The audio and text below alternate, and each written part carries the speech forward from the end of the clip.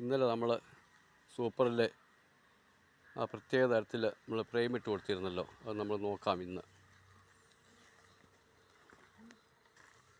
ഇത് നന്നായിട്ട് പണിയുന്നുണ്ട്, അത് കണ്ടോ.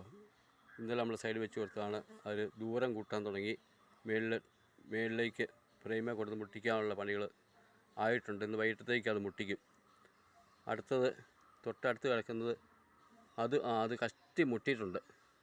ആ ടോപ്പിൽ കൊണ്ടുവന്ന് മുട്ടിച്ചു ചെറുതായിട്ട്. അത് നാളെ കഴിഞ്ഞപ്പോഴത്തേന് ഇത് ഫില്ല് ചെയ്യും. അപ്പോൾ നമ്മൾ ഇനി ബ്രൂഡിലിട്ടേക്കുന്ന 2 എണ്ണം നാളത്തേക്ക് മിക്കവാറും എടുത്ത് ഇതുപോലെ ഇടാൻ പറ്റും. അടുത്ത സൂപ്പറിൻ്റെ അപ്പോൾ നമ്മൾ ഇട്ട് കൊടുക്കും.